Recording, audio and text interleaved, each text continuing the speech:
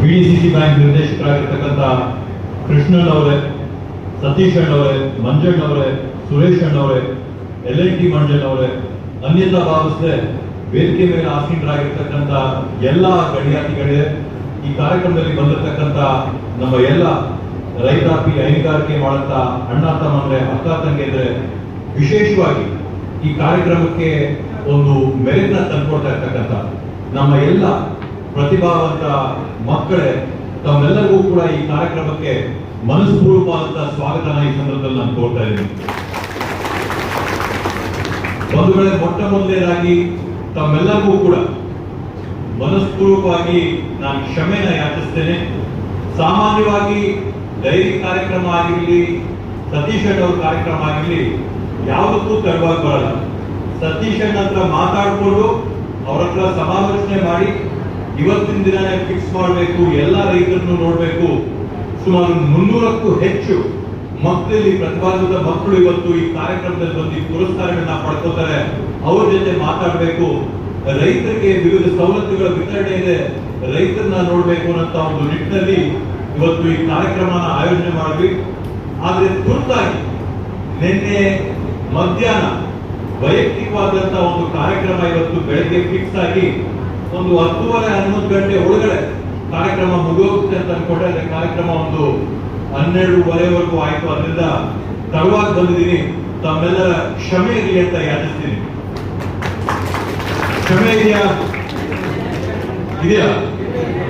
ತಮ್ಮೆಲ್ಲರಿಗೂ ಕ್ಷಮೆನ ಯಾಚಿಸ್ತಾ ಇವತ್ತು ಸತತವಾಗಿ ನಿರಂತರವಾಗಿ ಡೈರಿಗಳ ಕಡೆಯಿಂದ ಪ್ರತಿಭಾ ಪುರಸ್ಕಾರಗಳನ್ನ ಪ್ರತಿ ವರ್ಷ ನಾವು ಮಾಡ್ಕೊಳ್ತಾ ಬರ್ತಾ ಇದ್ದೀವಿ. ಇವತ್ತು ವಿಶೇಷವಾಗಿ ತಮ್ಮೆಲ್ಲರಿಗೂ ಗೊತ್ತಿದ್ದಂಗೆ SSLC ಫಲಿತಾಂಶಗಳನ್ನ ಸರ್ಕಾರ ಇವತ್ತು ಘೋಷಣೆ ಮಾಡಿದೆ.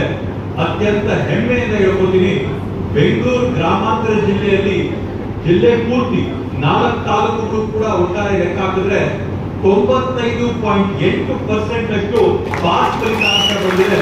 ಇದು ನಿಜವಾಗ್ಲೂ ಇತಿಹಾಸದ ದಾಖಲೆ ಆದಂತಹ ಒಂದು ಫಲಿತಾಂಶ. ಇವತ್ತು ಬೆಂಗಳೂರು ಗ್ರಾಮಾಂತರ ಜಿಲ್ಲೆಯಲ್ಲಿ ಬಂದಿರತಕ್ಕಂಥದ್ದು 98.5% ಪಾಸ್ ಬಂದಿದೆ ಇವತ್ತು. ಅದರಲ್ಲಿ ಕೂಡ ವಿಶೇಷವಾಗಿ ಇವಾಗ ಕೂಡ ನಮ್ಮ DEO ಸಾಹೇಬರು ಬೇರೆ ಬೇರೆ ಶಾಲೆಗಳಿಗೆ ಕರೆ ಮಾಡಿ ಅವ್ರ ಮಾರ್ಕ್ಸ್ ನ ತಗೊಂಡು ಟ್ಯಾಲಿ ಮಾಡಿ ಯಾವ ತರ ಫಲಿತಾಂಶ ಬಂದಿದೆ ಅಂತ ನೋಡ್ತಾ ಇದ್ರೆ ನಮ್ಗೆ ಹೊಸಕೋಟೆ ತಾಲೂಕಲ್ಲಿ ನಿರೀಕ್ಷೆ ಇದೆ.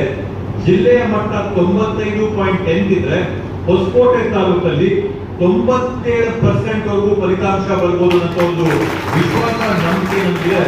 ಈಗಾಗಲೇ ದಾರಿಯಲ್ಲಿ ಬರ್ತಾ ಇರಬೇಕಾದಾಗ ಮಾಹಿತಿ ನಾವು ಸಂಗ್ರಹ ಮಾಡಿದಾಗ ಸಾಕಷ್ಟು ಶಾಲೆಗಳು, ಬಾಕ್ರ ಶಾಲೆ ಆಗಿರ್ಬೋದು, ಶಿವಬೆಲೆ ಉರ್ದು ಶಾಲೆ ಆಗಿರ್ಬೋದು, ನಮ್ಮ ಗಟಿರವಿ ಶಾಲೆ ಆಗಿರ್ಬೋದು, ತಾವರೆಕೆರೆ ಶಾಲೆ ಆಗಿರ್ಬೋದು, ಈ ಎಲ್ಲಾ ಶಾಲೆಗಳಲ್ಲಿ 100ಕ್ಕೆ 100 ಫಲಿತಾಂಶ ಈ ಸರಿ SSLCಯಲ್ಲಿ ಸರ್ಕಾರಿ ಶಾಲೆಗಳಲ್ಲಿ ಬಂದಿವೆ. ಆದ್ರಿಂದ ಮಕ್ಕಳಿಗೆ ಈ ತರ ಫಲಿತಾಂಶ ಬರುತ್ತೆ ಅಂತಂದ್ರೆ, ಒಳ್ಳೆ ಮಾರ್ಕ್ಸ್ ಬರುತ್ತೆ ಅಂತಂದ್ರೆ ಇದಕ್ಕೆ ಒಂದು ಪ್ರಮುಖವಾದಂತಹ ಕಾರಣ ಏನಂತಂದ್ರೆ ನಾವು ಈ ರೀತಿಯಾದಂತಹ ಪ್ರತಿಭಾ ಪುರಸ್ಕಾರಗಳು ಮಾಡುವಂಥದ್ದು.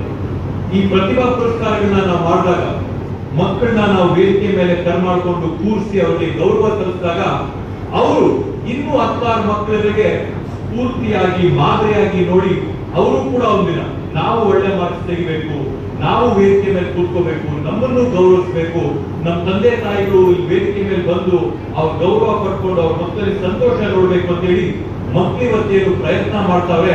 ಅದಕ್ಕೆಲ್ಲವಕ್ಕೂ ಕೂಡ ಪ್ರಮುಖವಾದಂತಹ ಕಾರಣ ಈ ರೀತಿಯಾದಂತಹ ಪ್ರತಿಭಾ ಪುರಸ್ಕಾರಗಳು. ಅದರಲ್ಲಿ ಅತ್ಯುತ್ತಮವಾದಂತಹ ಪ್ರತಿಭಾ ಪುರಸ್ಕಾರ ಯಾವ್ದಾದ್ರು ಅಂದ್ರೆ ಬಮೂಲ್ ಡೈರಿಯಿಂದ ನಮ್ಮ ಹೊಸಕೋಟೆ ತಾಲೂಕಲ್ಲಿ ಆಗಂತ ಪ್ರತಿಭಾ ಪುರಸ್ಕಾರ ಅಂತ ಅತ್ಯಂತ ಹೆಮ್ಮೆಯಿಂದ ನಾನು ಈ ಒಂದು ಸಂದರ್ಭದಲ್ಲಿ ಹೇಳ್ತಾ, ಹತ್ರ 300 ಮಕ್ಕಳಿಗೆ 10 ಲಕ್ಷ ರೂಪಾಯಿಯಷ್ಟು 10.5 ಲಕ್ಷ ರೂಪಾಯಿಯಷ್ಟು ಪ್ರೋತ್ಸಾಹ ಧನ ಕೊಡ್ತಾ ಇರ್ತಕ್ಕಂಥದ್ದಂದ್ರೆ ಪ್ರತಿಯೊಂದು ಮಗುಗೂ ಕೂಡ ಅಂದಾಜ್ ಮೇಲೆ ಒಂದು 2,500ದಿಂದ 5,000ದಿಂದ ಹಿಡಿದು 25,000 ರೂಪಾಯಿವರೆಗೂ ಪ್ರೋತ್ಸಾಹ ಕೊಡ್ತಾ ಇರ್ತಕ್ಕಂಥದ್ದು ನಿಜವಾಗ್ಲೂ ಕೂಡ ಮೆಚ್ಚುಗೆ ಆದಂಥದ್ದು ಅಂತೇಳಿ ಈ ಸಂದರ್ಭದಲ್ಲಿ ಹೇಳ್ತಾ, ನಮ್ಮ ನಿರ್ದೇಶಕರುಗಳು ಸತೀಶ್ ಅವರಾಗಿರ್ಬೋದು, KMM ಮಂಜಣ್ಣ ಅವರಾಗಿರ್ಬೋದು, ನಮ್ಮ LNT ಮಂಜಣ್ಣ ಅವರಾಗಿರ್ಬೋದು, ಅದೇ ರೀತಿಯಲ್ಲಿ ಹಾಲು ಉತ್ಪಾದಕರ ಸಹಕಾರ ಸಂಘಗಳಿಂದ ನಿರ್ದೇಶಕರಾಗಿ ಆಯ್ಕೆಯಾಗಿರ್ತಕ್ಕಂಥ ನಮ್ಮ ವೆಂಕಟೇಶ್ ಅಂಕಲ್ ಅವರಾಗಿರ್ಬೋದು, ಎಲ್ಲರೂ ಕೂಡ ಸೇರಿ ಈ ರೀತಿಯಾದಂತಹ ಕಾರ್ಯಕ್ರಮನ ಯಶಸ್ವಿಯಾಗಿ ಮಾಡಿಕೊಟ್ಟದಕ್ಕೆ ಅವ್ರಿಗೆ ಅಭಿನಂದನೆಗಳನ್ನ ಸಲ್ಲಿಸ್ತಾ, ಈಗಾಗಲೇ ತಾವೆಲ್ಲರೂ ಕೂಡ ಕೇಳಿರ್ಬೋದು ಯಾವ ರೀತಿಯಲ್ಲಿ ಹೈನುಗಾರಿಕೆಗೆ ಪ್ರೋತ್ಸಾಹ ಕೊಟ್ಟು ಇವತ್ತು ಸುಮಾರು 60 ಕೋಟಿ ರೂಪಾಯಿಗಳ ಲಾಭನ ಸಾಧನೆ ಮಾಡಿದೆ ಅಂತಂದ್ರೆ ಇವಾಗ ಬಂದಿರ್ತಕ್ಕಂಥ ನಮ್ಮ ನಿರ್ದೇಶಕರುಗಳು, ಇವಾಗ ಇರ್ತಕ್ಕಂಥ ನಮ್ಮ ಆಡಳಿತ ಮಂಡಳಿಗೆ ಅಭಿನಂದನೆಗಳನ್ನ ಚಪ್ಪಾಳೆ ಮುಖಾಂತರ ಸಲ್ಲಿಸಬೇಕಾಗುತ್ತೆ. 60 ಕೋಟಿ ರೂಪಾಯಿ ಒಂದು ಲಾಭನ ಒಂದು ವರ್ಷದಲ್ಲಿ ಸಾಧನೆ ಮಾಡಿ ಆ ಲಾಭನ ಸಂಸ್ಥೆಗೆ ಇಟ್ಕೊಳ್ಳದೆ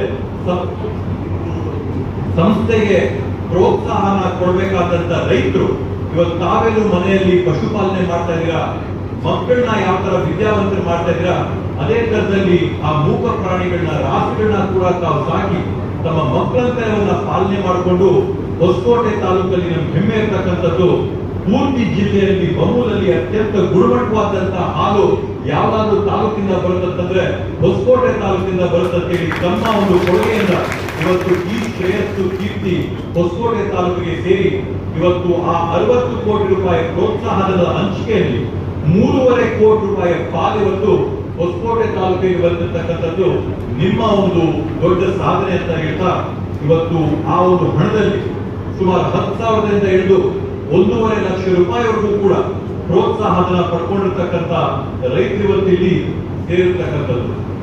ಇವತ್ತು ಹೈಯೆಸ್ಟ್ ಎಲ್ಲದಕ್ಕಿಂತ ಗರಿಷ್ಠ ಇವತ್ತು ಪ್ರೋತ್ಸಾಹನ ಬಂದಿರತಕ್ಕಂಥದ್ದು 1,53,000 ರೂಪಾಯಿನ ಒಬ್ಬ ಹೊಸಕೋಟೆ ಇರತಕ್ಕಂಥ ರೈತರಿಗೆ ಕೊಟ್ಟಿರ್ತಕ್ಕಂಥದ್ದು ಅತ್ಯಂತ ಒಂದು ದೊಡ್ಡ ಮೊತ್ತ ಅಂತ ಈ ಒಂದು ಸಮಯದಲ್ಲಿ ಸಂದರ್ಭದಲ್ಲಿ ಹೇಳ್ತಾ ಇಲ್ಲಿ ಬಂದಿರತಕ್ಕಂಥ ಮಕ್ಕಳಿಗೆ ವಿಶೇಷವಾಗಿ ನಾನು ಹೇಳುತ್ತದೆ ಏನಂತಂದ್ರೆ ಮುಂದಿನ ದಿನಗಳಲ್ಲಿ ಇವತ್ತು ತಾವೆಲ್ಲರೂ ನೋಡ್ತಾ ಇದ್ದೀರಾ ಆರ್ಟಿಫಿಷಿಯಲ್ ಇಂಟೆಲಿಜೆನ್ಸ್, ಕೃತಕ ಬುದ್ಧಿ, ಈ ರೀತಿಯಾದಂತ ಬೇರೆ ಬೇರೆ ಆವಿಷ್ಕಾರಗಳು ಬಂದಿರೋದ್ರಿಂದ ವಿದ್ಯಾಭ್ಯಾಸದ ಗುಣಮಟ್ಟನ ನಾವು ಜಾಸ್ತಿ ಮಾಡ್ತಾ ಹೋಗ್ಬೇಕು. ಕೌಶಲ್ಯಗಳನ್ನ ಸಾಧ್ಯವಾದಷ್ಟು ನಾವು ಕಲಿತಾ ಹೋಗ್ಬೇಕು. ವಿದ್ಯಾಭ್ಯಾಸ ಕೌಶಲ್ಯ ಒಂದು ಕಡೆ ಇದ್ರೆ ವಿಶೇಷವಾಗಿ ನಾವು ವಿದೇಶಗಳಿಗೆಲ್ಲ ಹೋದಂತ ಸಂದರ್ಭದಲ್ಲಿ ಅಲ್ಲಿ ಹೋಗಿ ಕಂಪನಿಗಳು ನಾವು ಹತ್ರ ಮಾತಾಡಿದಾಗ ಮಕ್ಕಳಿಗೆ ಯಾವ ಕೌಶಲ್ಯಗಳಿರ್ಬೇಕು, ಮಕ್ಕಳಿಗೆ ಯಾವ ಗುಣಗಳಿರ್ಬೇಕು, ಮಕ್ಕಳಿಗೆ ಯಾವ ಲಕ್ಷಣಗಳಿರ್ಬೇಕು ಅಂತ ನಾವು ಜೊತೆ ಚರ್ಚೆ ಮಾಡಿದಾಗ ಆ ಕಂಪನಿಗಳು ನಿಮಗೆ 90% ಮಾರ್ಕ್ಸ್ ಬಂತ ಅಂತ ಕೇಳಲ್ಲ. ಆ ಕಂಪನಿಯವರು ನೀವು ಯಾವ್ಯಾವ ಕೋರ್ಸ್ಗಳು ಮಾಡಿದೀರಾ, ಯಾವ್ಯಾವ ಸರ್ಟಿಫಿಕೇಟ್ಗಳು ತಗೊಂಡಿದ್ದೀರಾ ಅಂತ ಕೇಳಲ್ಲ. ಮಕ್ಕಳು ಯಾವ ಕಾಲೇಜಿಂದ ಡಿಗ್ರಿ ಪಡ್ಕೊಂಡಿದ್ದಾರೆ, ಎಷ್ಟು ಫೀಸ್ ಕಟ್ಟಿದ್ದಾರೆ ಅಂತ ಕೇಳಲ್ಲ. ಎಲ್ಲರೂ ಕೂಡ ಬಯಸಂತದ್ದು ಮಕ್ಕಳಲ್ಲಿ ಯಾವ ರೀತಿಯಾದಂತ ಗುಣಗಳವೆ, ಪ್ರಾಮಾಣಿಕತೆ ಇದೆಯಾ, ನೈತಿಕತೆ ಇದೆಯಾ, ಪ್ರಯತ್ನ ಮಾಡಂತ ಗುಣವಿದೆಯಾ, ಶ್ರಮ ಹಾಕ್ತಾರ, ಈ ರೀತಿಯಾದಂತ ಲಕ್ಷಣಗಳನ್ನ ಇವತ್ತು ಜನ ಗುರುತಂತದ್ದು. ಬೇರೆ ತುದಿಯಲ್ಲಿ ಮೊಬೈಲ್ ಫೋನ್ ಇರ್ತದೆ. ನಿಮ್ಗೆ ಯಾವ ಸಂದರ್ಭದಲ್ಲಿ ಸ್ವತಂತ್ರ ಸಿಕ್ತು, ಯಾರು ಹೋರಾಟ ಮಾಡಿದ್ರು, ವಿಶ್ವ ಯಾವಾಗ ಪ್ರಾರಂಭ ಆಯಿತು, ಗ್ರೀಸ್ ಅಲ್ಲಿ ಇರ್ತಕ್ಕಂಥವ್ರು ಯಾರು, ಇವೆಲ್ಲವನ್ನೂ ಕೂಡ ಮೊಬೈಲ್ ಫೋನ್ ಅಲ್ಲಿ ಟೈಪ್ ಮಾಡಿದ್ರೆ ಸೆಕೆಂಡ್ಗಳ ಹತ್ರ ಬರ್ತದೆ.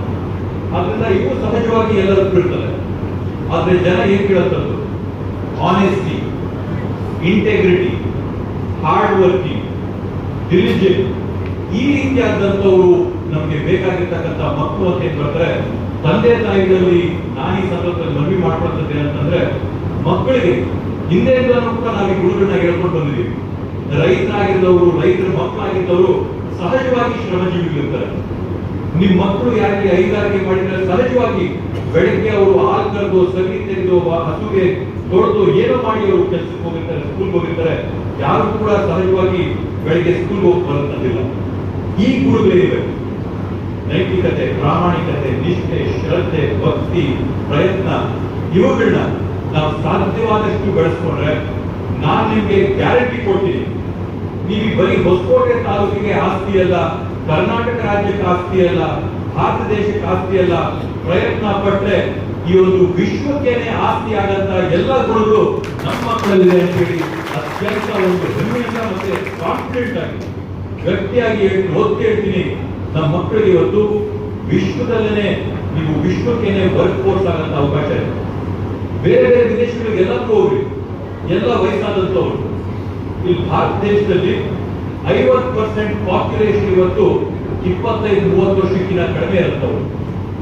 ಇವತ್ತು ಜರ್ಮನಿಯಲ್ಲಿ ಹೋಗ್ರಿ, ಭಾರತ ದೇಶದಲ್ಲಿರ್ತಕ್ಕಂಥ ಎಷ್ಟೋ ಜನ ಇವತ್ತು ಅಲ್ಲಿರ್ತಕ್ಕಂಥ ಬಾಷ್ ಆಗಿರ್ಬೋದು, ಬೆನ್ಸ್ ಆಗಿರ್ಬೋದು, BMW ಆಗಿರ್ಬೋದು, ಆ ರೀತಿಯಾದಂತಹ ಕಂಪನಿಗಳಲ್ಲಿ ಭಾರತೀಯ ಮಕ್ಕಳಲ್ಲಿ ಇವತ್ತು ದೊಡ್ಡ ಸಂಖ್ಯೆಯಲ್ಲಿ ಕೆಲಸ ಮಾಡ್ತಾರೆ. ಜಪಾನ್ಗೂ ಭಾರತಕ್ಕೂ, ಜಪಾನ್ಗೂ ಕರ್ನಾಟಕಕ್ಕೂ ಸಾಕಷ್ಟು ವರ್ಷದಿಂದ ಒಳ್ಳೆ ಸಂಬಂಧ ಇದೆ. ಇವತ್ತು ನೀವು ಟೊಯೋಟಾ ಅಲ್ಲಿ ಮಾಡ್ತಕ್ಕಂಥದ್ದು ನೋಡ್ರಿ, ಮಿಟುಯೋಟೋ ನೋಡ್ರಿ, ಬೇರೆ ಬೇರೆ ಜಾಪನೀಸ್ ಕಂಪನಿಗಳಿಂದ ಎಲ್ಲ ಕೂಡ ಇವತ್ತು ನಮ್ಮಲ್ಲಿ ಯಾರು ಪ್ರತಿಭಾನ್ವಿತವ್ರೆ ಅವ್ರನ್ನ ಜಪಾನ್ ಕರ್ಕೊಂಡು ಹೋಗಿ ಅವ್ರಿಗೆ ಉಳ್ಕೊಳ್ಳೋಕೆ ಕಾಸು, ವಿದ್ಯಾಭ್ಯಾಸ ಮಾಡೋಕ್ಕೆ ಕಾಸು, ಉದ್ಯೋಗಕ್ಕೆ ಕಾಸು, ಇವೆಲ್ಲವನ್ನೂ ಕೂಡ ಕೊಟ್ಟು ನಮ್ಮ ಮಕ್ಕಳು ಮಾನವ ಸಂಪನ್ಮೂಲ ಬರೀ ಈ ಒಂದು ತಾಲೂಕಿಗೆ, ಈ ಒಂದು ರಾಜ್ಯಕ್ಕೆ, ಒಂದು ದೇಶಕ್ಕಲ್ಲ, ವಿಶ್ವಕ್ಕೆ ಮಾನವ ಸಂಪನ್ಮೂಲವಾಗಿ ಆಗಂತ ಒಂದು ಅವಕಾಶಗಳು ಇವತ್ತು ನಮಗಿದೆ. ಈ ಅವಕಾಶಗಳನ್ನ ನಾವೆಲ್ಲರೂ ಕೂಡ ಸದ್ಬಳಕೆ ಮಾಡಿಕೊಂಡು ಮುಂದೆ ತಿರುಗಲು ಇವತ್ತು ಪ್ರತಿಯೊಬ್ಬ ತಂದೆ ತಾಯಿ ಆಸೆ ಏನಂತಂದ್ರೆ ಅವ್ರೇನ್ ಕಷ್ಟಪಟ್ಟಿರ್ತಾರೋ ಆ ಶ್ರಮ ಅವ್ರ ಮಕ್ಕಳು ಪಡಬಾರ್ದು ಅಂತ ಹೇಳಿ, ಅವ್ರು ಯಾವ ರೀತಿಯಲ್ಲಿ ದುಡಿದಿರ್ತಾರೋ ಆ ಒಂದು ಕಷ್ಟ ಅವ್ರ ಮಕ್ಕಳಿಗೆ ಆಗಬಾರ್ದು. ಅವ್ರನ್ನ ಆರಾಮಾಗಿರ್ಬೇಕು, ಅನುಕೂಲವಾಗಿರ್ಬೇಕು, ಅವ್ರಿಗಿಂತ ಉತ್ತಮವಾದಂತ ಒಂದು ಸ್ಥಾನದಲ್ಲಿರ್ಬೇಕು. ನೀವು ನಿಮ್ಮ ತಂದೆ ತಾಯಿಗಳಿಗೆ ಅತ್ಯಂತ ದೊಡ್ಡ ಒಂದು ಕೊಡುಗೆ ಏನ್ ಕೊಡಕ್ ಸಾಧ್ಯ ಅಂತಂದ್ರೆ ಅವ್ರೇನ್ ಸಾಧನೆ ಮಾಡಿರೋ ಆ ಸಾಧನೆನ ಮೀರಿಸಂತ ಸಾಧನೆನ ನೀವು ಮಕ್ಕಳು ಮಾಡ್ಬೇಕು ಅಂತ ಈ ಸಂದರ್ಭದಲ್ಲಿ ತಮ್ಮೆಲ್ಲರೂ ಕೂಡ ನಾನು ಹೇಳಂತ ಮಾತು. ನನ್ನ ತಾಲೂಕಿನ ಮುಖ್ಯಸ್ಥನಾಗಿ ಕೂಡ ಮಾಡಿಕೊಟ್ಟಂತ ಕೀರ್ತಿ ನಮ್ಮ ಬಚ್ಚೇಗೌಡರು ಕುಟುಂಬಕ್ಕೆ ಕಲ್ತದೆ ಅಂತ ನಾನು ಇವಾಗ ಅವರಿಗೆ ಚಿರುಣಿ ಆಗಿರ್ತೀನಿ ಅಂತ ಹೇಳ್ತಾ